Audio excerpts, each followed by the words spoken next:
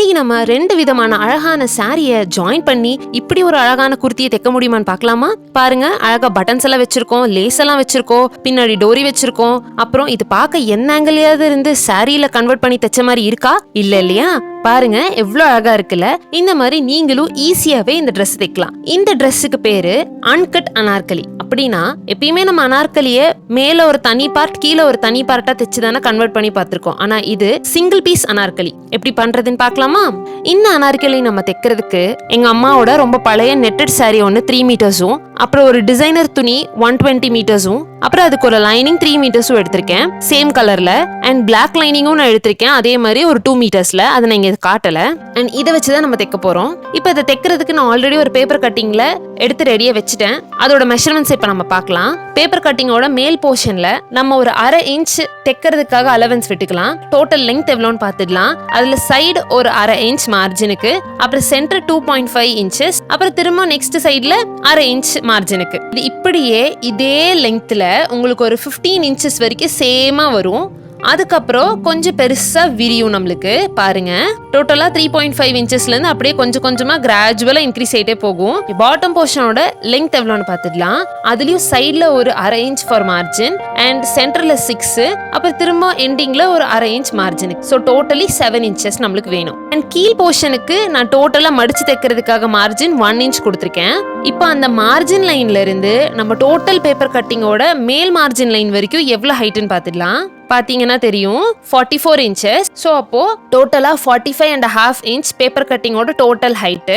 நான் சொன்ன மாதிரி 15 இன்ச்சஸ்ல இருந்து அப்படியே விரிஞ்சிட்டே போகுது இல்லையா? நான் எடுத்திருக்க இந்த டிசைனர் துணியோட லெங்த் அண்ட் பிரெத் எவ்வளோன்னு பார்த்துடலாம். இதோட லெங்த் 49 அண்ட் பிரெத் 43 இன்ச்சஸ். இப்போ இந்த பேப்பர் கட்டிங் இது மேல வச்சு நான் மார்க் பண்ணிக்கிறேன்.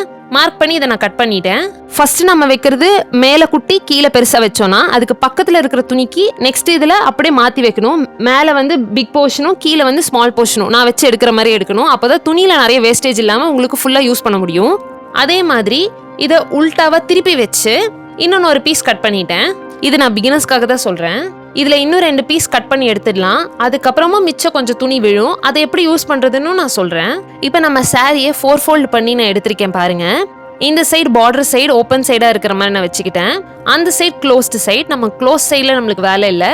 இந்த ஓப்பன் சைடு பார்டர் சைடே நம்ம எடுத்துக்கலாம். நம்மளுக்கு பார்டர் பீஸ் தேவைப்படாது. அதனால அதை விட்டுட்டு கொஞ்சம் கேப் விட்டுட்டு இப்போ நம்ம கட்டிங் எடுத்த துணியை இது மேலே வச்சு பின் பண்ணி அதை இதே மாதிரி கட் பண்ணி எடுத்துடலாம்.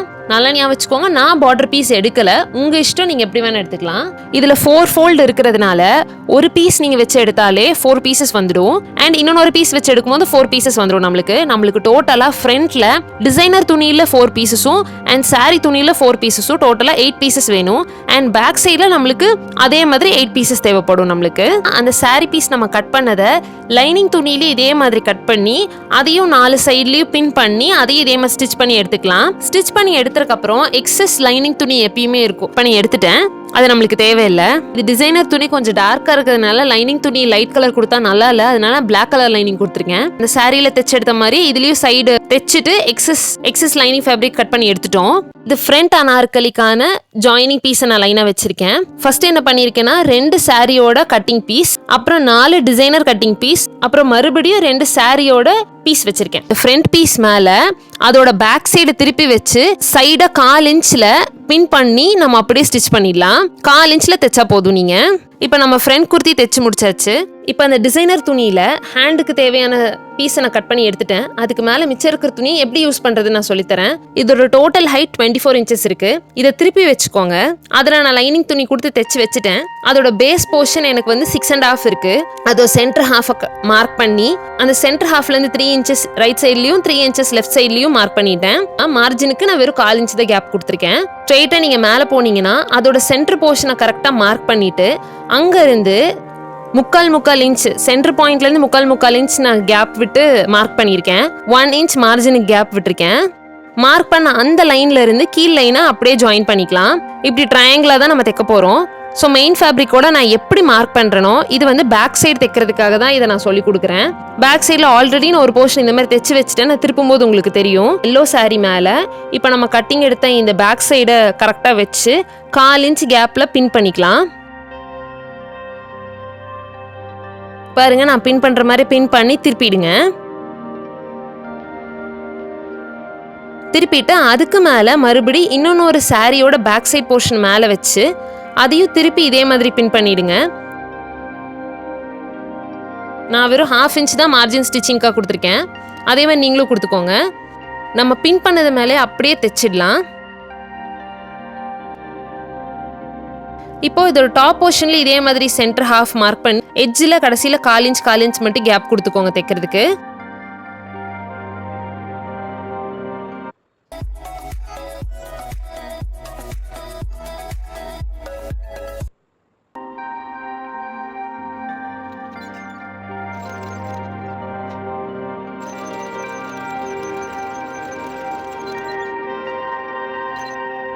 தைச்சிட்டு வேண்டாத எக்ஸ்ட்ரா போர்ஷனை நம்ம கட் பண்ணி எடுத்துட்டோம்.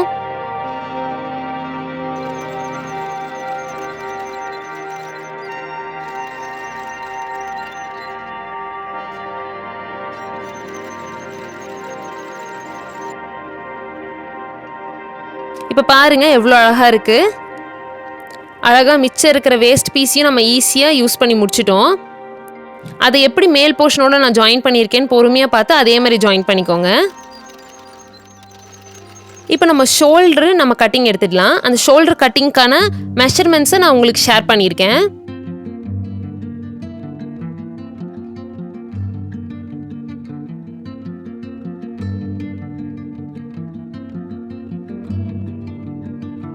இப்போ ஃப்ரண்ட் குர்த்தியை நான் பேக் சைடில் திருப்பி சென்டர் ஹாஃபாக மடக்கி போட்டிருக்கேன். அதோட சென்டர் பாயிண்ட்டை மார்க் பண்ணிட்டேன். அங்கேருந்து நெக்கோட சென்டர் பாயிண்ட் 3.5 இன்ச், ஷோல்டர் வந்து 3 இன்ச் எனக்கு ப்ளஸ் 1/2 இன்ச் மார்ஜின். அதுக்கப்புறம் ஷோல்டர் டவுன் கொடுக்கணும் நீங்கள். அது ஒரு 1/2 இன்ச் நீங்கள் டவுன் கொடுத்தாகணும். டவுன் கொடுத்து சைடை ஒரு லைன் போட்டுக்கோங்க. அதுக்கப்புறம் ஆர்ம் ஹோல் டெப்த் வந்து 6.5 இன்ச் எனக்கு. ஸோ ஸ்ட்ரெயிட்டாக 6.5 இன்ச்சில் ஒரு லைன் போட்டு மார்க் பண்ணிடுங்க. அந்த கர்வ் போடுறதுக்கு நான் 1 இன்ச் கொடுத்துருக்கேன். 1 இன்ச் கொடுத்து கர்வாக லைன் போட்டு இப்போ அதை கட் பண்ணி எடுத்துடலாம் நம்ம. அவ்வளோதான், ஃப்ரண்ட் டாப்போட கட்டிங் முடிஞ்சு. பேக்கோட கட்டிங் பார்க்கலாம். 8 பீஸ் நான் வந்து சாரியை கனெக்ட் பண்ணியிருக்கேன். கீழ் போர்ஷனில் மட்டும்தான் அந்த டிசைன் ஒர்க் கொடுத்துருக்கேன். இந்த 8 பீஸோட டோட்டல் பிரெக்த்தோட ஹைட் எவ்வளோனா, ஒரு சிங்கிள் பீஸில் ஆஃப்டர் ஸ்டிச்சிங் உங்களுக்கு 2.5 இன்ச்சஸ் இருக்கும். 2.5 இன்ச்சஸ் இன்ட்டு 8 பீஸ் டோட்டலாக 20 இன்ச்சஸ் வருது. என்னோட செஸ்ட் மெஷர்மெண்ட்டுக்கு இது கரெக்டாக இருக்கும். இதில் கொஞ்சம் அழுக்கு போர்ஷன் இருக்குது, பார்த்தீங்கன்னா உங்களுக்கே தெரியும். ஸோ அந்த அழுக்கு கட்டாய் போகிற மாதிரி தான் நான் எடுத்திருக்கேன். ஃப்ரண்ட்டில் பண்ண மாதிரியே மடித்து சென்டர் பாயிண்ட்டை மார்க் பண்ணி அங்கேருந்து மெஷர்மெண்ட் எடுத்துக்கலாம். நெக்குக்கு 3.2 இன்ச்சஸ் 1 இன்ச் டவுன் கொடுத்துருக்கேன். அங்கேருந்து ஷோல்டருக்கு 3 இன்ச்சஸ் அண்ட் 1/2 இன்ச் மார்ஜின். அதை ஒரு க்ராஸாக ஒரு லைன் போட்டுடலாம். அண்ட் ஆர்ம் ஹோல் அதே தான் 6.5 இன்ச்சஸ். அப்புறம் ஸ்ட்ரெயிட்டாக மார்க் பண்ணிக்கோங்க. இதுக்கும் அதே மாதிரி 1 இன்ச் கேப் கொடுத்து அப்படியே கர்வ் லைன் போட்டு கட் பண்ணி எடுத்துடலாம். ஸோ ஃப்ரண்ட் அண்ட் பேக் ரெண்டுத்துக்கும் ஹேண்ட் கட்டிங் எடுத்து முடிச்சிட்டோம்.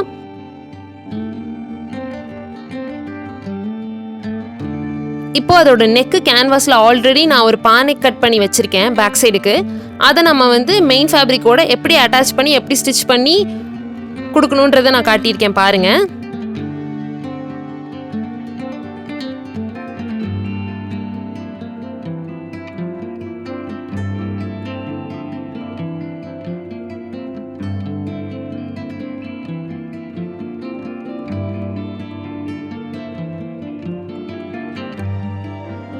பாருங்க, இன்னொரு ஃபேப்ரிக் எக்ஸ்ட்ராவாக நான் ஆட் பண்ணியிருக்கேன். இந்த ஜாயின்ஸ் எல்லாம் தெரியக்கூடாதுன்னு, நம்ம போட்டுக்கும் போது நம்மளுக்கு கம்ஃபர்டபுளாக இருக்கணுன்றதுக்காக மேலே இன்னொரு ஃபேப்ரிக் துணி கொடுத்துட்டேன். இப்போ இதுக்கு மேலே நம்ம நெக்கை வந்து வைக்கலாம். நெக்கை வைக்கும்போது எப்பயுமே கேன்வாஸோட சென்டர் பாயிண்ட்டும் குர்த்தியோட சென்டர் பாயிண்ட்டும் அட்டாச் ஆகிற மாதிரி தான் வச்சு பின் பண்ணணும். நீங்கள் அதை பின் பண்ணிவிட்டு அதுக்கப்புறம் நான் பெனில் மார்க் பண்ணுற மாதிரி அதே இடத்துல நீங்கள் ஸ்டிச் போடணும்.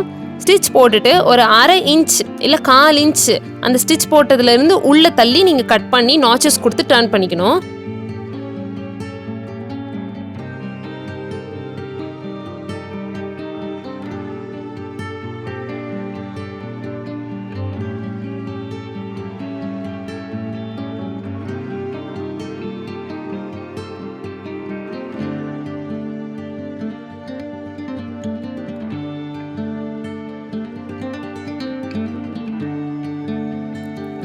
இப்போ டர்ன் பண்ணிவிட்டு நார்மலாக அடித்தா நல்லா இருக்காதுன்னு சொல்லிட்டு நான் ஒரு லேஸ் கொடுத்து தைச்சிருக்கேன். அது உங்கள் இஷ்டம், நீங்கள் எப்படி தைக்கணுமோ தைச்சிக்கோங்க.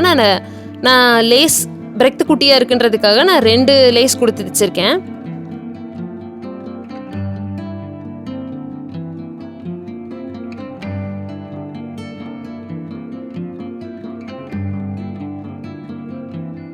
அந்த டிசைனர் துணி முடிகிற இடத்துலையும் மறுபடியும் ஒரு லேஸ் கொடுத்து தைச்சிருக்கேன் பாருங்கள். அண்ட் இப்போ ஷோல்டர்ஸை ஜாயின் பண்ணிடலாம். ஷோல்டர் ஜாயின் பண்ணுறதுக்கு ஃப்ரண்ட் குர்த்தியோட ஃப்ரண்ட் சைடும் அதுக்கு மேலே பேக் குர்த்தியோட பேக் சைடை தான் நீங்கள் யூஸ் பண்ணணும். அந்த கேன்வாஸை நான் எப்படி உள்ளே அனுப்புகிற மாதிரி அனுப்பி அப்புறம் ஒரு ஸ்டிச் போட்டிங்கன்னா தான் கரெக்டாக இருக்கும். 1/2 inch சூயிங் அலவன்ஸ் தான் நான் கொடுத்துருக்கேன். இப்போ நீங்கள் பாருங்கள், திருப்பி பார்க்கும்போது எவ்வளோ நீட்டாக இருக்குல்ல, நம்ம அடித்த மாதிரி தெரியவே இல்லை, நீட் ஃபினிஷாக இருக்குது. இதுக்கு தான் நம்ம இந்த மாதிரி பண்ணுறோம். பேக் சைட் நெக் கேன்வாஸ்க்கும் நான் ஒரு லைன் கொடுத்து அடிச்சிட்டேன். ஸோ அந்த கேன்வாஸ் துணி வெளியில் வராமல் இருக்கிறதுக்கு. அண்ட் இப்போ நம்ம ஹேண்ட் வந்து நான் ஆல்ரெடி கட்டிங் எடுத்து வச்சுட்டேன். அண்ட் ஹேண்டுக்கான பேப்பர் கட்டிங் நான் லிங்க் கொடுக்குறேன், அது யாருக்கு வேணாலும் எடுத்து பார்த்துக்கோங்க. ஹேண்டில் எப்பயுமே பேக் சைடு எது ஃப்ரண்ட் சைடு எது எழுதிக்கோங்க. கொஞ்சம் கர்வ் லைனாக இருக்கிறது ஃப்ரண்ட் சைடு அண்ட் நார்மலாக இருக்கிறது பேக் சைடு. ஸோ எப்பயுமே பேக் சைடு துணி பேக் குர்த்தியோட தான் அட்டாச் ஆகணும், ஃப்ரண்ட் சைடு ஹேண்ட் ஃப்ரண்ட் குர்த்தியோட தான் அட்டாச் ஆகணும். அதுக்கேற்ற மாதிரி நீங்கள் கரெக்டாக மேட்ச் பண்ணி சென்டரில் வச்சு அது கரெக்டாக நம்ம கட்டிங் எடுத்தது கரெக்டாக வருதான்னு சொல்லிட்டு அந்த லெங்க்த்தை மெஷர் பண்ணி செக் பண்ணிக்கோங்க நான் பண்ணுற மாதிரி.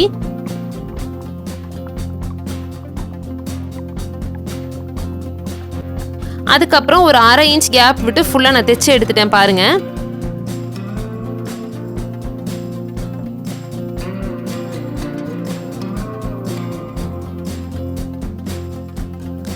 அழகாக இருக்குல்ல பார்க்க. இப்போ இதை அதே மாதிரி திருப்பி போட்டு கரெக்டாக 2 ஹேண்டும் கரெக்டாக மர்ஜ் ஆகிற மாதிரி நீங்கள் வந்து பின் பண்ணிக்கோங்க. பின் பண்ணிவிட்டு இப்போ நம்ம குர்த்தியோட மெஷர்மெண்ட்ஸை பார்த்துடலாம்.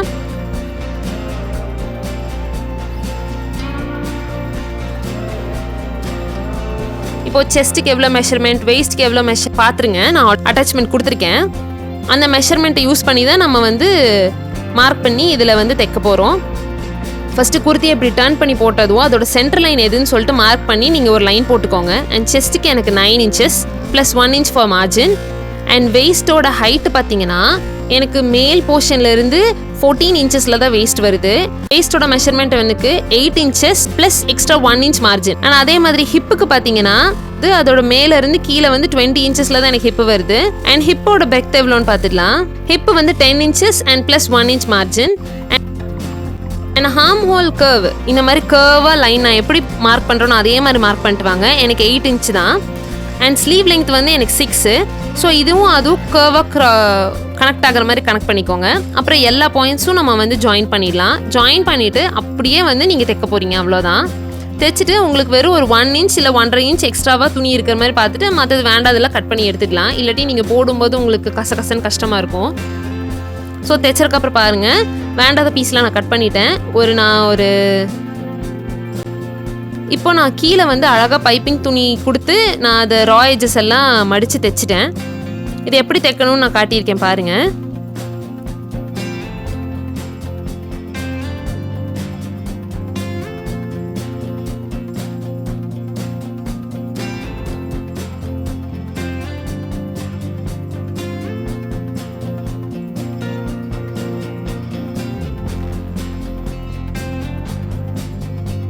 தைச்சு முடிச்சுட்டா பார்க்க அழகாக இல்லை. ஸோ அதனால் என் வீட்டில் இருந்த என்கிட்ட இருக்கிற ஒரு லேஸ் துணி கொடுத்து நான் தைச்சிட்டேன். ஸோ லேஸ் தைக்கும் போது எப்பயுமே சென்ட்ரலில் லேஸில் தைக்காதீங்க. லேஸோட ஒரு சைடு எட்ஜ்லேயும் இன்னொரு சைடு எட்ஜ்லேயும் 2 தையல் போட்டுட்டிங்கன்னா உங்களுக்கு அது நீட்டாக வாஷ் பண்ணி எடுத்ததுக்கப்புறமும் அந்த லேஸ் அப்படியே அட்டாச் ஆகிருக்கிற மாதிரி இருக்கும். இதான் லேஸ் தைக்கிறதுக்கான ட்ரிக்கு. ஸோ நான் தைக்கிற மாதிரியே ஃபஸ்ட்டு ஒரு சைடு எட்ஜில் தைச்சிட்டு அப்புறம் நெக்ஸ்ட்டு சைடு எட்ஜில் தைச்சிக்கோங்க.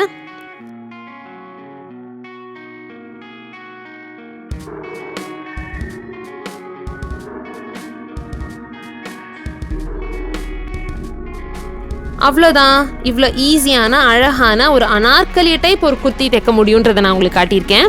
அண்ட் பேக் சைடு உங்களுக்கு இப்படி தான் இருக்கும் பார்க்குறதுக்கு.